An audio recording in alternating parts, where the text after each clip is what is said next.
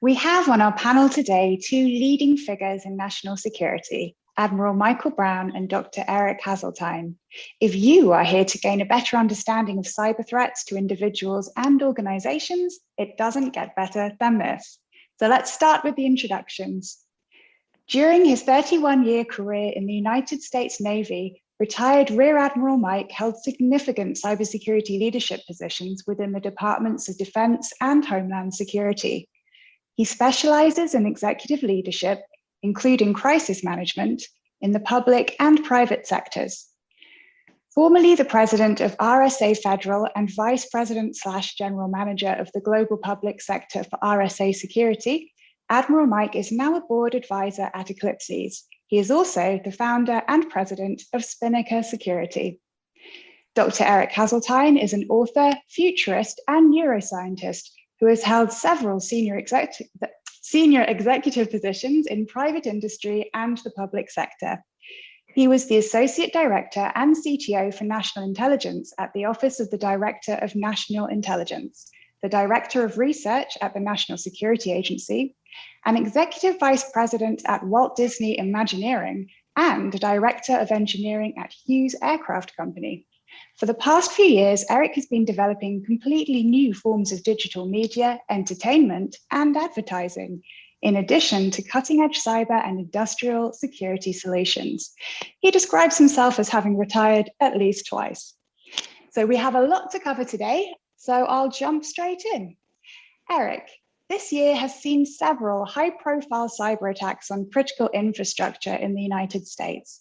What lessons can we learn from the Colonial Pipeline and JBS incidents? Well, I think the number one lesson is that there is no such thing as 100% security. These infrastructure outfits had good security, good people working for them, but they were up against the equivalent of nation state actors who really, if we're going to be honest, if they want you, they got you. Information systems are so complex, there is no way you can be 100% secure.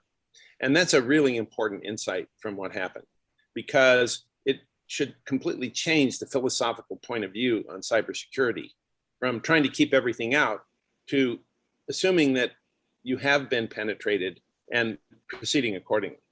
Thank you. And Admiral Mike, both JBS and Colonial Pipeline paid millions of dollars in ransoms to their cyber attackers. Are you in favor of paying ransoms to cyber criminals?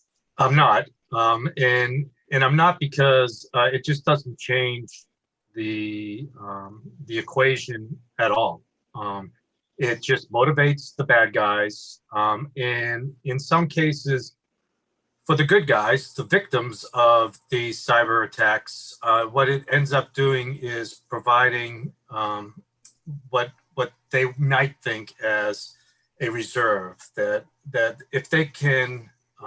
They don't have to pay as much attention to their cybersecurity and hygiene from a technology standpoint because they can always pay. But the result is, number one, you don't know if you're going to get the keys after you've paid. Number two, there is still enormous amount of reputational harm that can occur, either through the fact that it is known that you were breached and paid a ransom, as well as all the information that may have been stolen and that is therefore available in the environment. So it's not a true, I think, best strategy to execute by paying the ransom. I think that there's things that can be done that are either tied to best practices or other capabilities to reduce the risk and therefore perhaps save a little bit of Bitcoin on your side. So prevention rather than payment.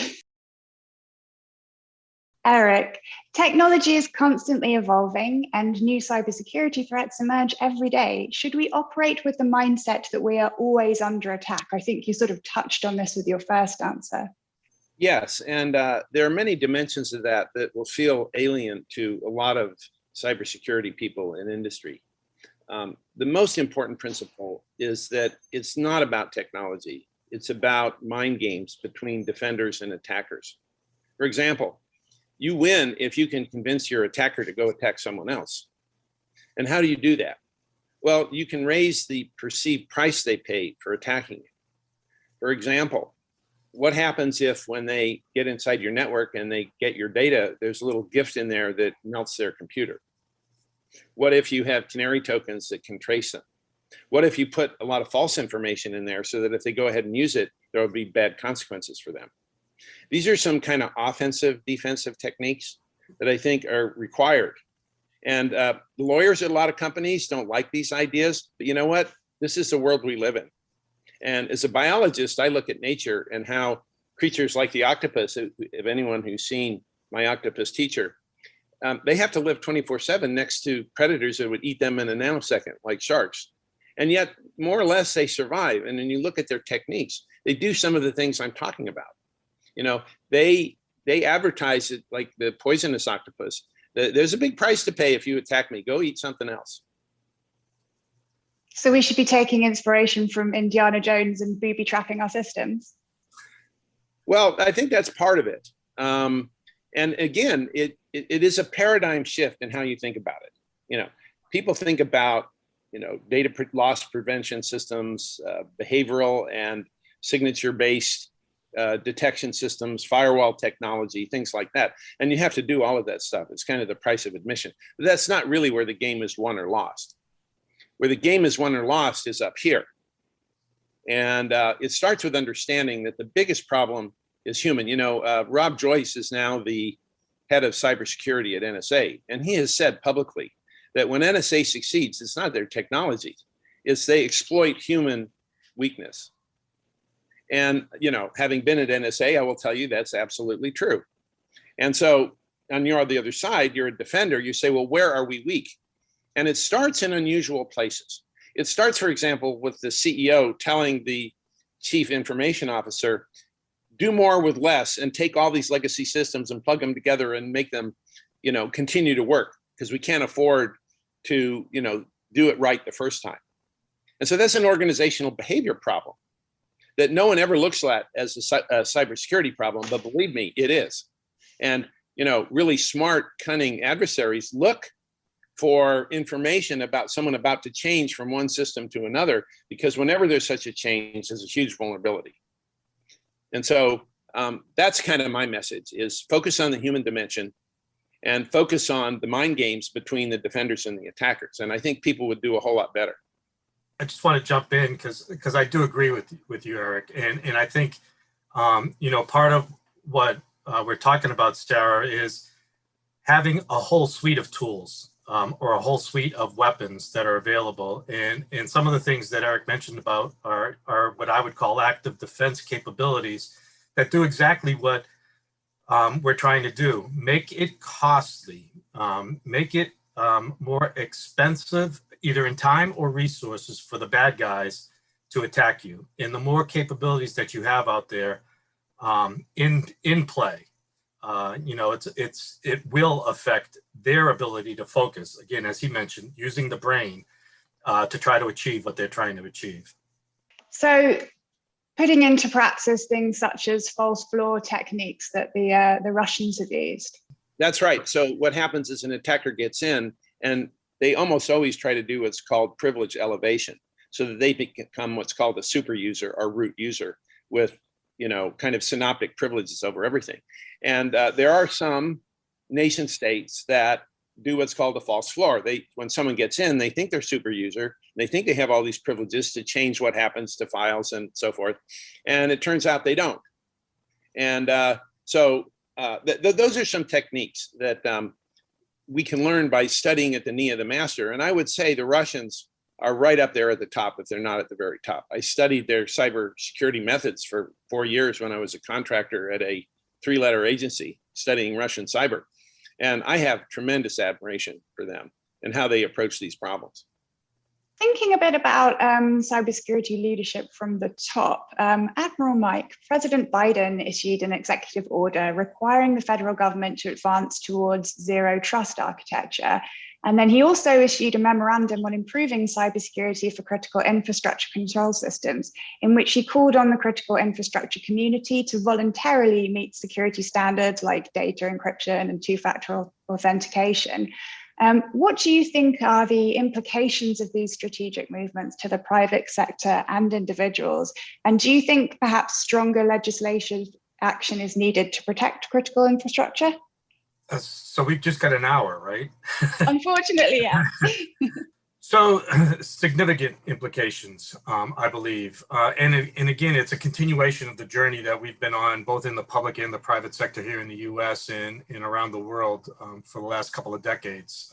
Recognizing the fact, going back to some of the things that Eric mentioned in the first question, with technology encompassing everything we do, we've got to take a new approach. And that's part of the reason for zero trust architecture. It's a recognition that there is no edge because everything is the edge. And in order to reduce the risks associated with this use of technology, zero trust architecture, the standards in the practices that we're talking about, having the right level of authentication, authorization in something that I'm used to in the Defense Department, not only a security clearance, but the need to know, is a dramatically different approach.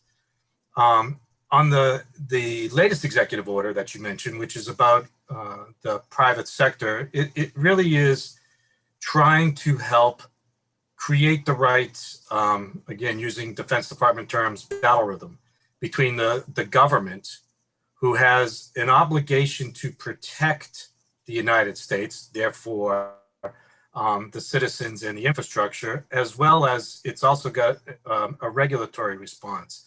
But that's only going to work if the private sector has visibility and sort of really understands what are the expectations, the best practices and the standards and so on. That's really, I think, the intent behind those two executive orders. On the issue of legislation, there's going to be plenty. The question is, will it be good? Will it be confusing? And regardless, legislation takes a long time. And to look at legislation through the prism of this is going to solve our problem on cybersecurity is just false. It's not the answer. Again, going back to what Eric has said, what I used to say in the White House is the hard stuff is the soft stuff. It's not about the technology. We've got super technology. It's about the people and the processes that the people put in place. And legislation will not legislate away the risks associated with humans on either end of the I was going to say battle, but the environment. I just want to echo one point about that. It definitely is the wetware, as we say, that's the biggest thing. And my concern about zero trust, with the basic idea of zero trust, for those of you who aren't up to speed on it, is that you don't care really at the lower levels of the stack what the hardware is, or even what the middleware is, or even what the OS is. That can all be virtualized with things like SE Linux and things like that, where you can run on untrusted hardware but still be trusted. Well, I think on its face, there's only so far you can take that principle. And so that's the number one thing. Don't drink the Kool-Aid and assume that that's the answer. It's part of the answer. And then the other answer has to do with really more the anthropology of cybersecurity. You know, to not look at an enterprise as a bunch of nodes and edges, but to look at it as a collection of people, nodes and edges of humans who happen to interface with nodes and edges of a network. And when you look at it that way, as an attacker, you can see all sorts of vulnerabilities, starting with, does the CEO and the board of directors who make the financial decisions really understand what's going on? You know, I'll give you one example. If you asked a CIO of any big enterprise, what is your network? Define every node and every edge of your network. They couldn't do it. They don't know what their network is. I guarantee you, they don't know. You would be shocked at what national security entities don't know what their own networks are. So how can you defend what you don't know? It reminds me when I was doing my PhD research on big pythons that were like 12 feet. I could inject them with antibiotics that they needed by going into their tail, and it took them so long for the nerve impulses to hit the head. I was in and out before they even knew I'd done anything. And that's the problem of defending a system that's really big and distributed. So it is a cultural thing. And I think that CEOs, or the smarter ones, are starting to realize they need to get deeper and more hands-on in the details of what's really going on in the bowels of their organization. And to build off of that again is when you think about today's environment, and again, I know we'll discuss a little bit about election security, but today's environment, going back to the application of technology, mobile is extremely important, and it's in everybody's daily routine. And so having mobile security as part of the strategy is really critically important. We've got to be able to battle the vulnerabilities, whether they're inside the TLS protocols or otherwise. It really is important to recognize, as we both have stated, that there is no edge, and therefore we have to prioritize and understand the uses of the technology, how it is applied, and ensure that there's the appropriate security wrapped around those elements. So we're talking about critical infrastructure, and obviously that embraces many different sectors. Should the same cybersecurity approach be applied across the board, or should we be treating the cybersecurity of, say, voting systems differently from that of water supply systems? Well, I'll just start by saying that they are different because SCADA, for example, which is the backbone of a lot of infrastructure, was not designed with security in mind. From where the chips are made, where the units are made, the access control and all of that.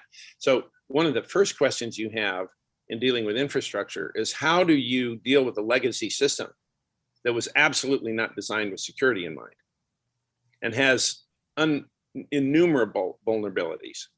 So I do think they are somewhat different animals. I think with 5G and IoT over time, they're going to become pretty much indistinguishable. But the fact is, for many, many decades to come, we're going to be running really critical things on really old, not security designed infrastructure. And that requires, I think, a different approach. So I would add, even though the sectors are different and the application of technology in those sectors may differ, that doesn't mean we can't have a holistic strategy to apply.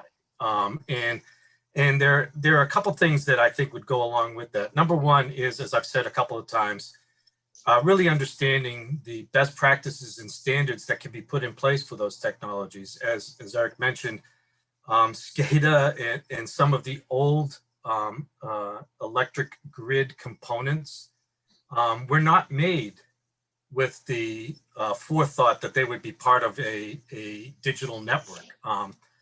And so, but there are things that can be done within the strategy to reduce the risk again. And so that's where it actually takes into consideration the need for, while you have an overarching strategy, you need the expertise from these sectors to be able to clearly articulate how operations are run, where the crown jewels are within that particular sector or subsector, and apply the standards and best practices. I think that's how we, it would be great if someone would invent a silver bullet or have the 100% solution. As far as I know, we won't be seeing that anytime soon. So how do we reduce the risk and accept risk where it won't have a critical implication to what we're doing, whether it's in government or in the private sector? I'm in violent agreement with that. Frederick the Great says, "He who defends everything defends nothing."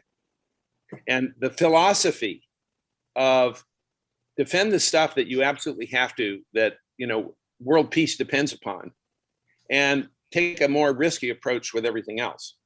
Because at least you got to do a good job at one or two things that you absolutely positively can't fail at. And whether you're SCADA or whether you're a high-end, cutting edge IT network, that philosophy, I think, that holistic approach that the Admiral mentioned, I do agree with that. And I think maybe these days the crown jewels for a lot of people would be the data. Absolutely. And that's one of the things that perhaps is missing in the discussion right now with respect to zero trust architecture. So when thinking about zero trust architecture, there's an enormous amount of work being done to help define the reference architecture in the things that I've mentioned in the past. But the crown jewel, as you've said, is the data, and not all data is the same priority or risk when coming to exposure. So again, knowing where, what, how to protect that data, I think is critically important.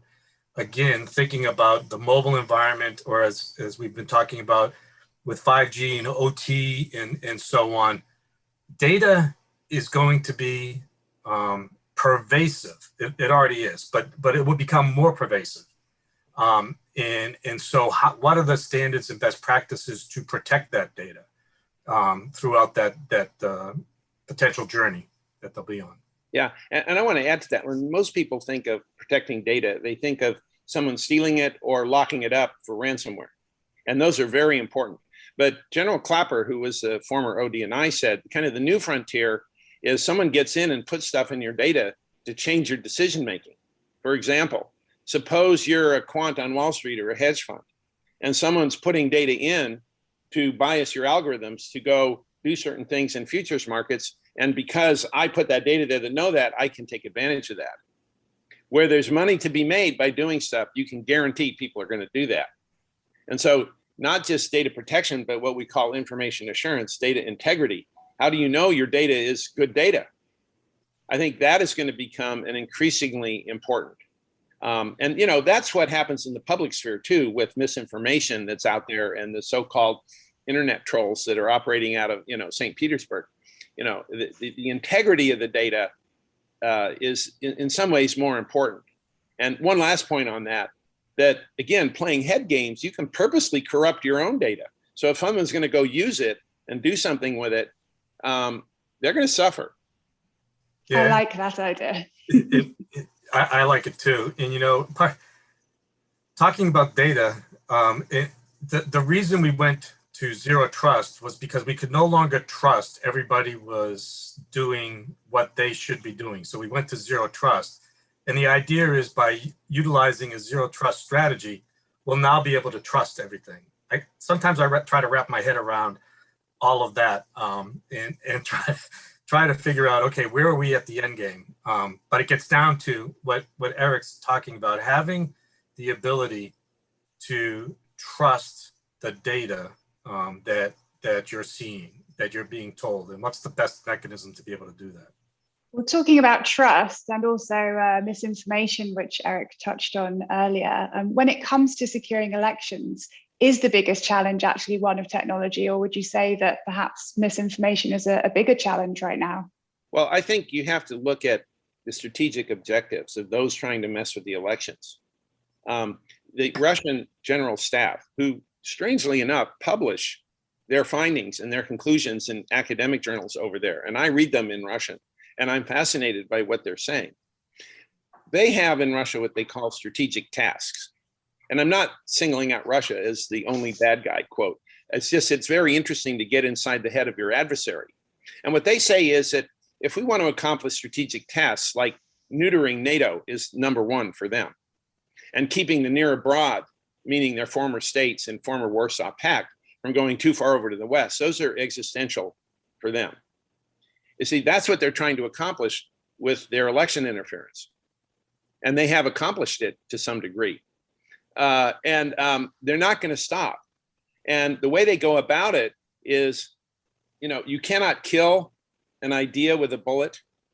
There is no defense against a compelling idea that is taken up in a fertile soil.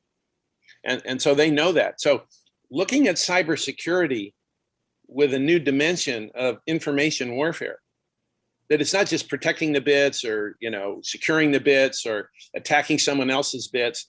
It's, you know, what are the quality of those bits and what are they accomplishing?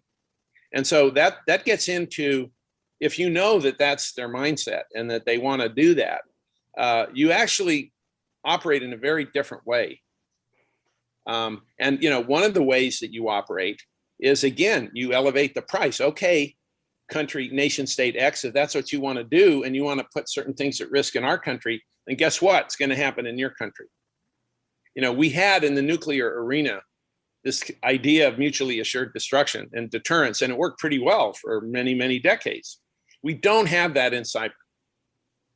That's still evolving. And I think until we have that, we're going to continue to see the kind of things that we're seeing. Do you think we will have that? Yeah, and this is one last point, is that compromising the elections themselves, and like what happened in North Carolina in 2016 and what happened in about 37 other precincts, where there were some very fishy things, you know, not flame, but smoke, that someone was doing something there.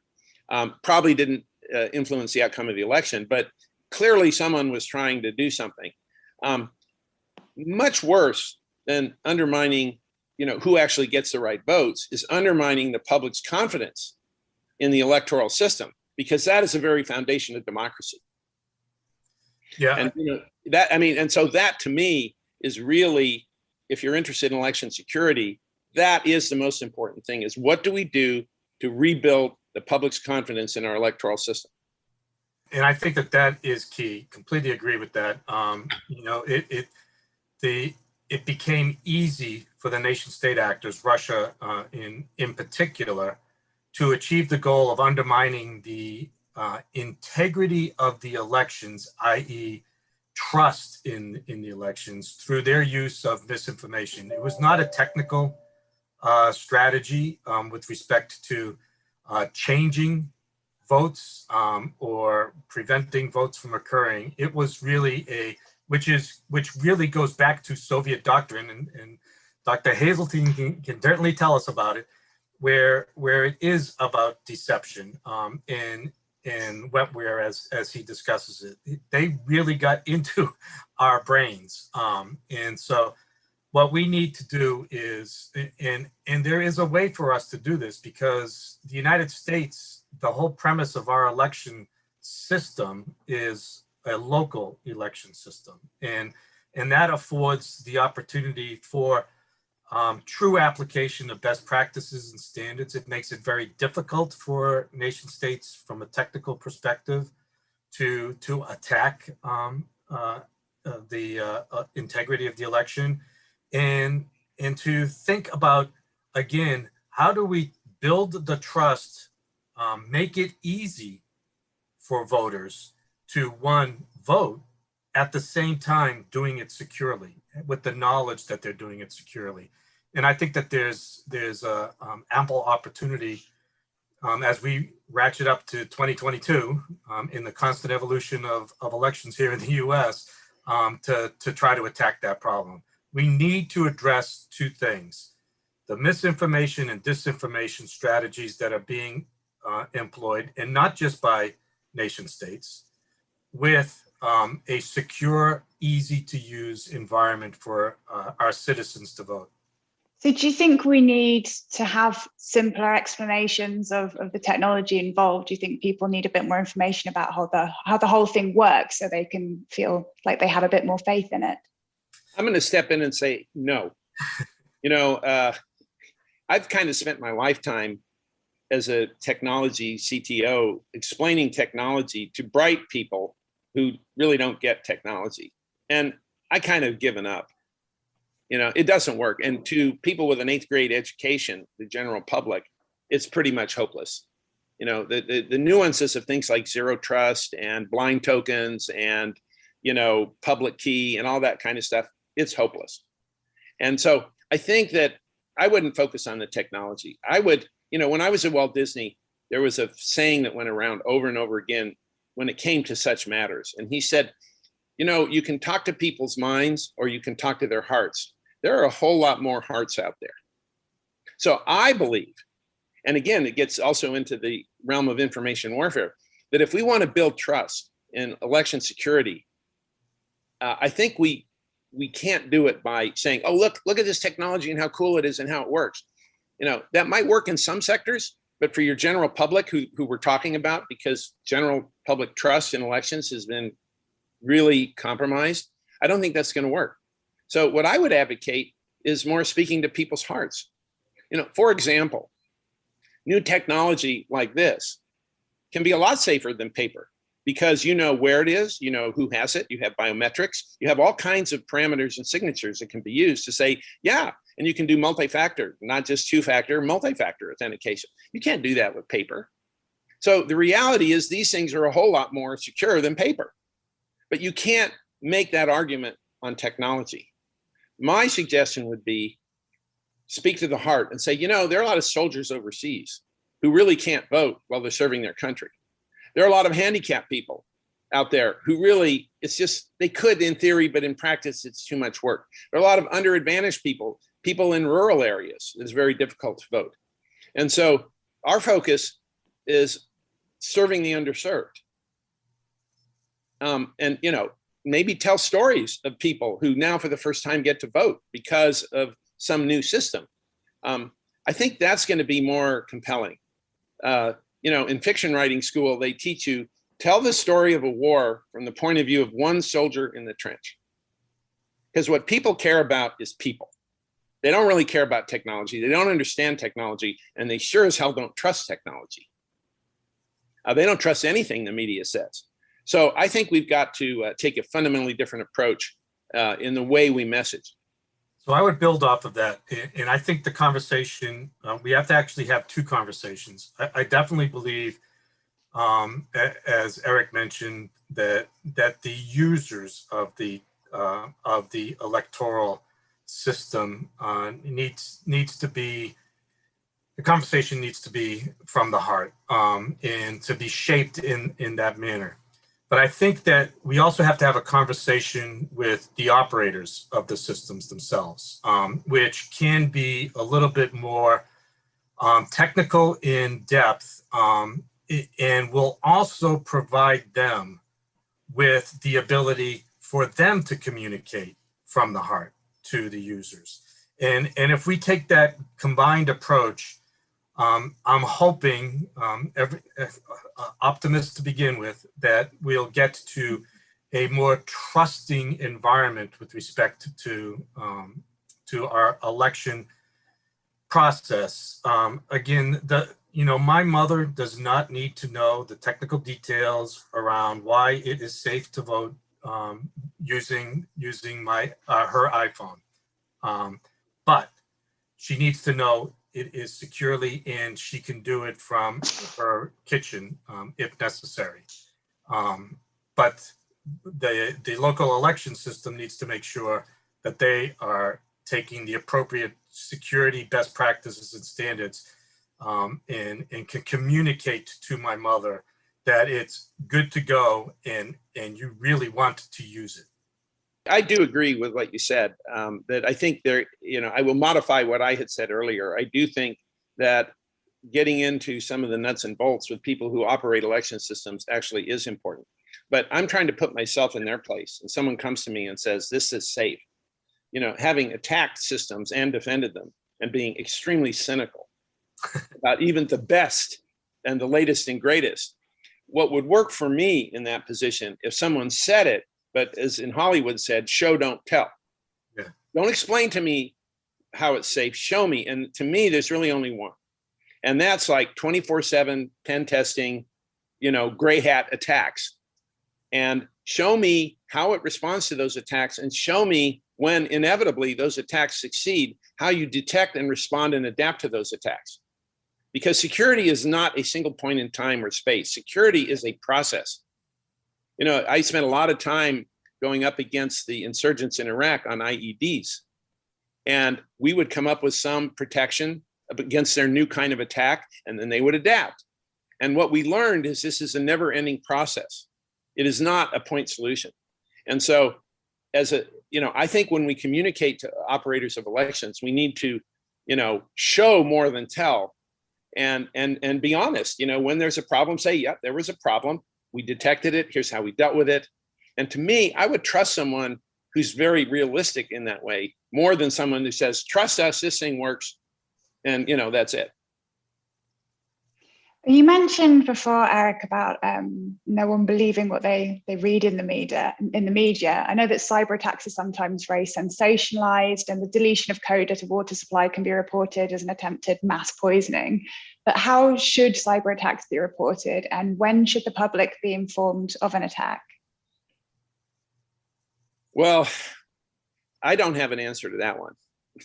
That is that's what we call a wicked problem, in that cyber attacks happen so often and ransomware happens so often. Probably the ones we hear about, even with critical infrastructure, are a few % of the ones that are actually happening.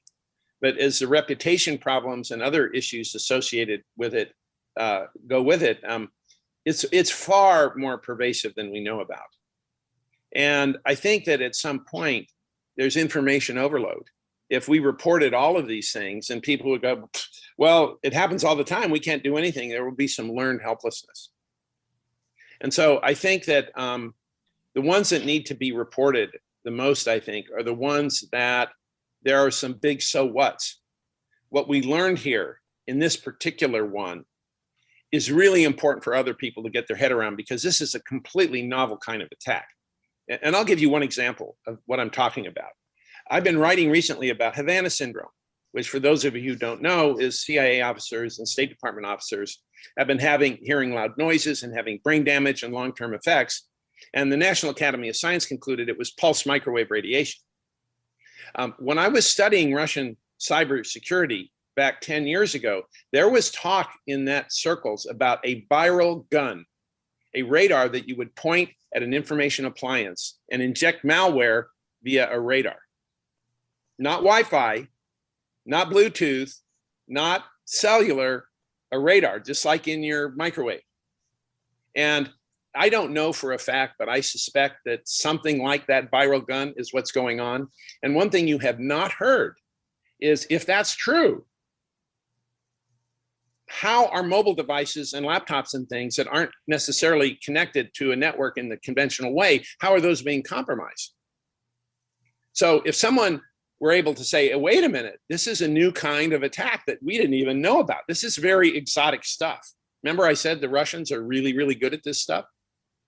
That would be an example of something that you need to publicize so that people are aware of it. And this is going to happen all the time. There are going to be innovative new attacks that need to be publicized. And I would kind of focus on those.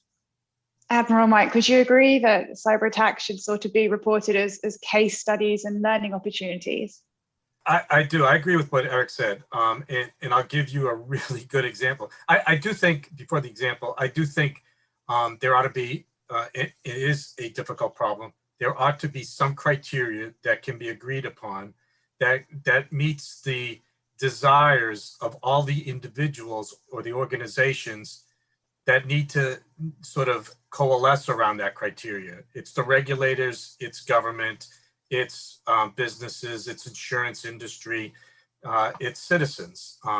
But the example I have is, so I was sent from NSA, DOD to DHS to build out what is now CISA, the Cybersecurity and Infrastructure Security Agency, and to build the federal civilian government cybersecurity capabilities. After about 8 months, I was up briefing Congress, and obviously everybody's interested in metrics. And part of what I was briefing was, on a regular basis, the number of events that were occurring. And after the second or third time, where the number of events in the federal civilian government had gone from 500,000 in 1 month to 1 million to 10 million over a quarter's time, I was being told that I was failing because the number of events had multiplied by 20. I had to explain that part of the reason the number of events that we were reporting were going up was because we actually had more visibility. All these events were occurring over time, but nobody knew they were occurring. And to Eric's point, what I did was shape them into, here are the top 10 type of activities that we're seeing that can then be put out. These are not just vulnerabilities. These are not just tactics, techniques, and procedures that the bad guys are using, but this is what you need to do to prevent them from being successful. And oh, by the way, they didn't go away. it's they change their TTP or whatever. So I do think it's important, and it needs to be in context. And that's one thing that unfortunately, going back to the heart versus the mind, I don't think there is enough of an understanding by all the folks that are involved to have the right context. So getting that criteria is going to be really hard. Going back to Eric and my Massachusetts background, it's wicked hard. Actually, yeah, thinking, Eric, of what you said earlier about legacy systems and lack of investment, this new infrastructure bill is being discussed and finalized. And I think if it goes through, it would allocate something like $47 billion for resiliency investments to protect critical infrastructure. How would you like to see that money spent? Well, I think it's staged. There have to be phases. The first phase is to correct the most egregious vulnerabilities, and there are some. And I think that early on, that's not by replacing things and putting in new monitoring and defense systems. It's using some more of the techniques that I was talking about, like the octopus techniques. It's not, technical smarts, is street smarts. Deception, active measures, things like that.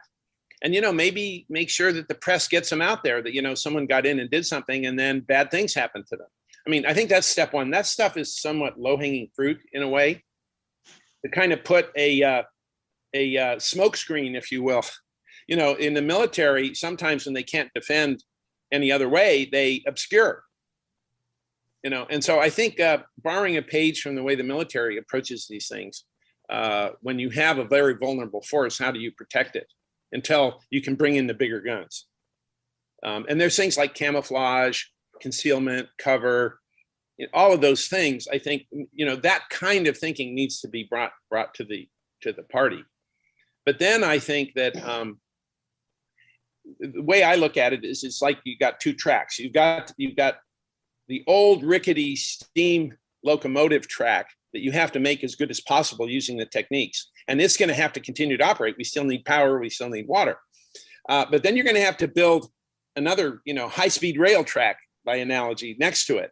And you have to have a strategy over time for swapping out, traffic from the old system to the new system in a very controlled, planned way. And then you end up on this newer track that's a lot more safe, a lot more secure, and a lot better.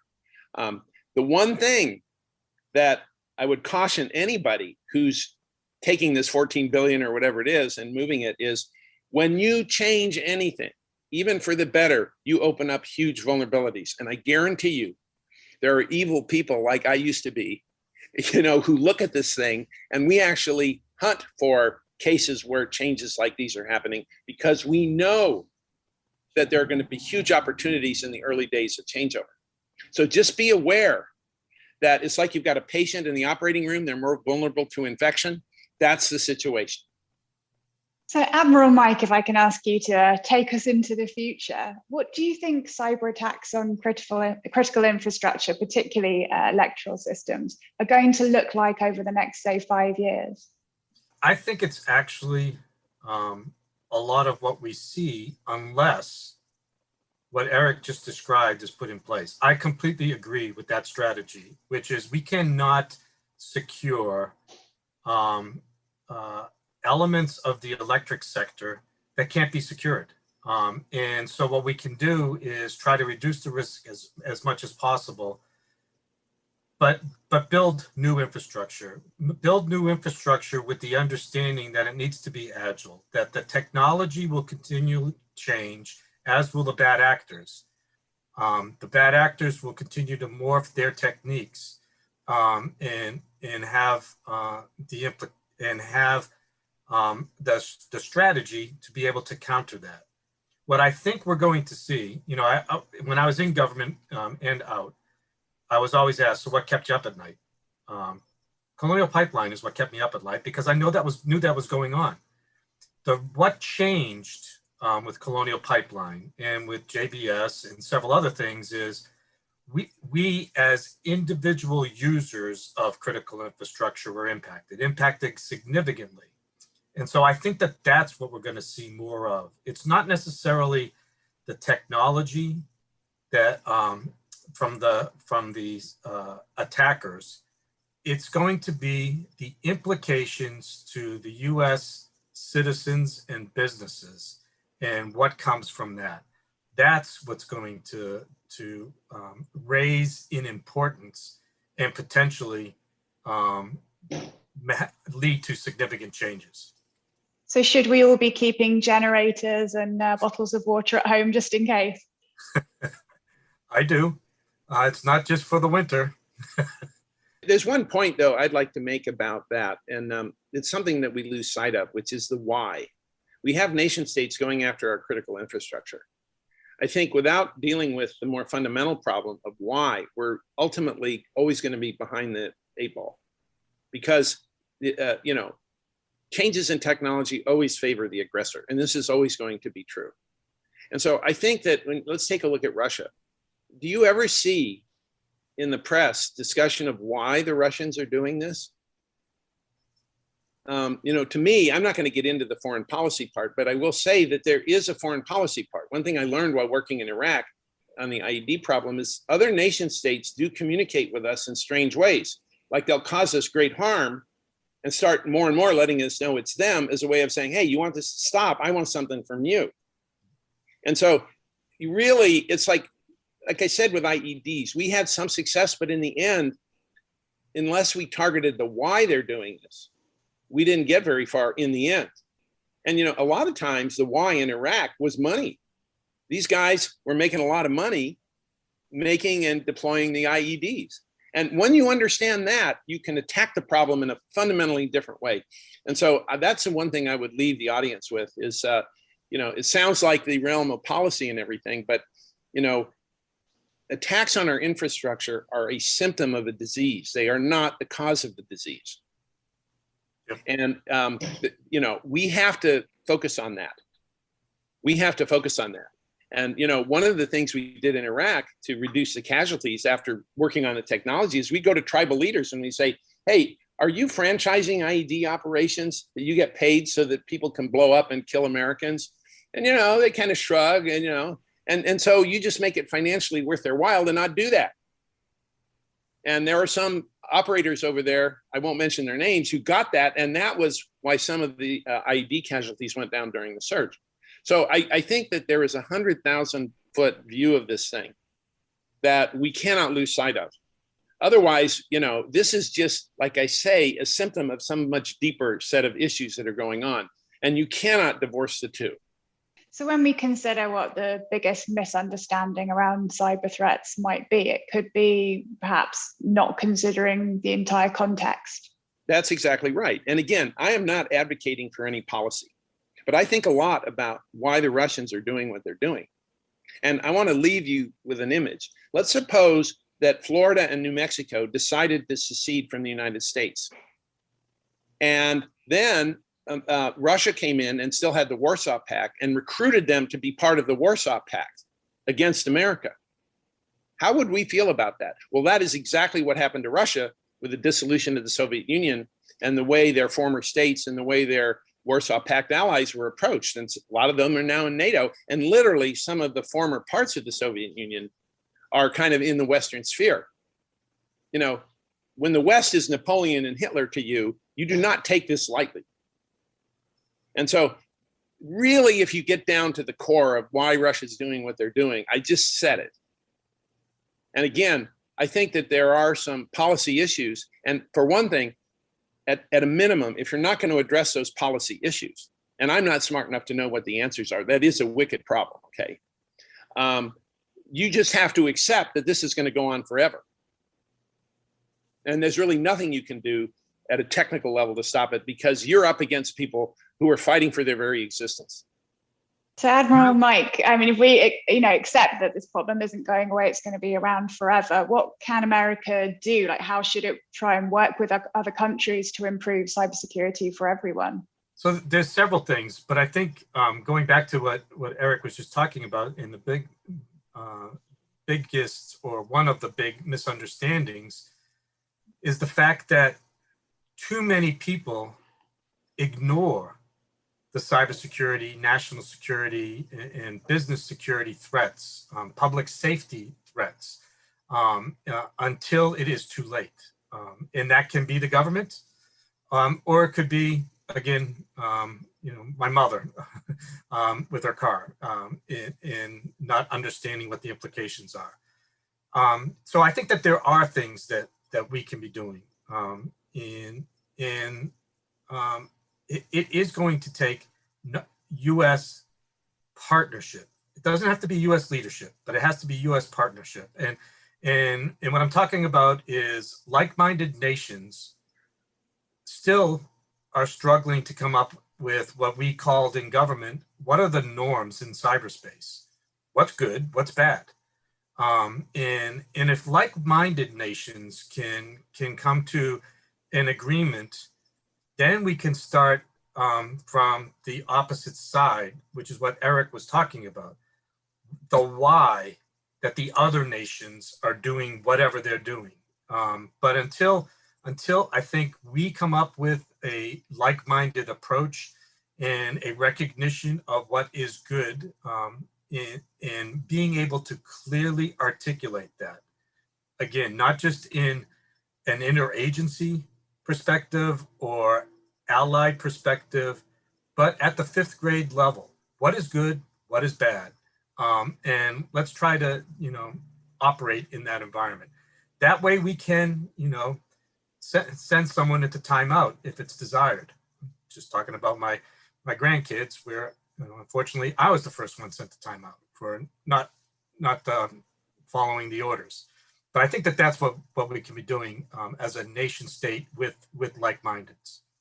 How do we begin that process? Because you look at various different social media companies that have interviewed groups of people in different countries across the world to try and find a set of standards that they can apply to sort of using Facebook or Twitter, things people can agree on. And I think they struggle to come up with a set of standards. So how do we go about that process? I think we build on a process that already works. We are many nations and many people, but we are one IP network. I mean, the fact of the matter is geography is dead. We live together in cyberspace much more closely than in geography, and that's just going to continue. So you have things like secure sockets and various other security measures that have been put into internet standards. So I think we have an existence proof for fora and methods to do this. The problem has been, do you get the engagement of the right people at the right time in the right way to make that do all of its potential? So there are a lot of what I would call government-led activities to try to help to determine what I was just talking about. And if you had talked to me 5 years ago, I would have said that was the government's responsibility. Governments, what they're good at are forcing meetings and compelling organizations to come, not necessarily the outcomes of it. But what private sector can do is actually, in many cases, deliver solutions.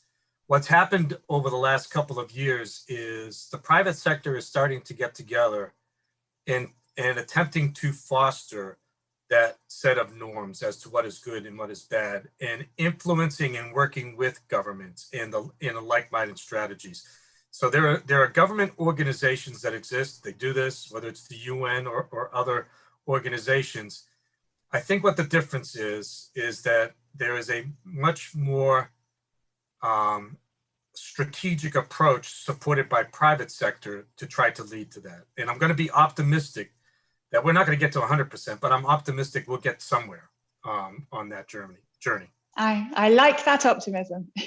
So we're going to take a question from one of the viewers now.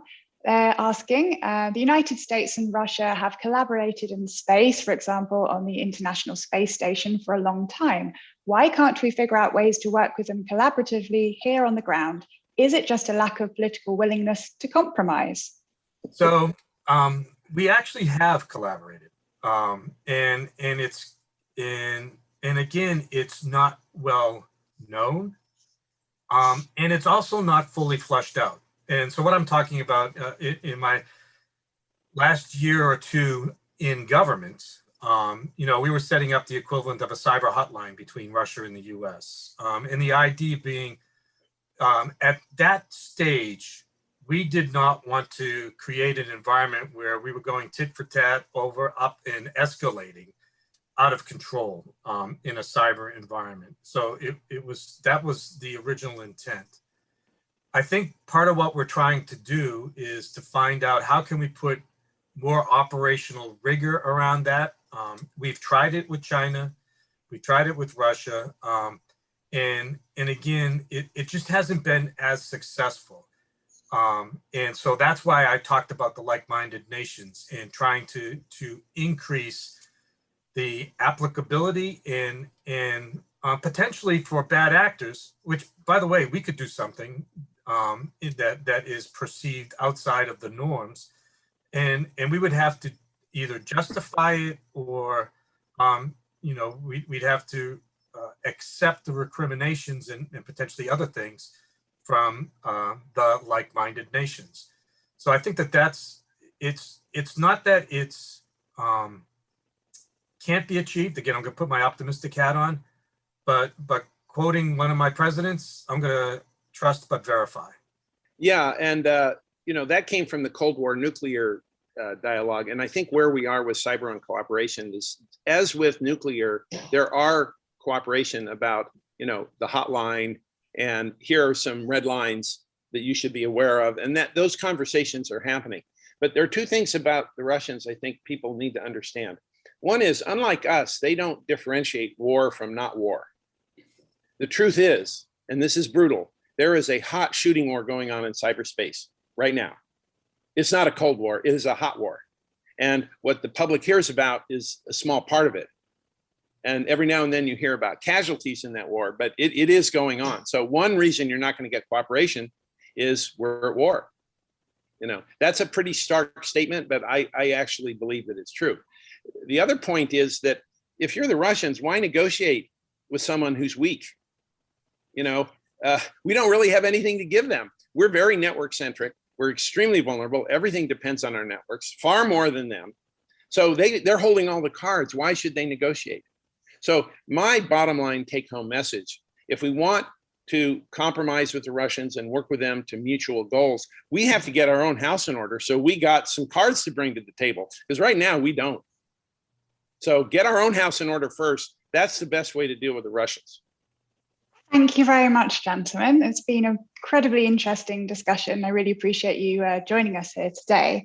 I think the main takeaway for me from this discussion is the human element of cybersecurity. That's what we've been looking at again and again when it comes to motives and weaknesses, cooperation, all of that. It's all about people's hearts. So on that wonderful message, thank you very much for joining me. Thank you for having us. Thank you. Thank you for having me. Goodbye.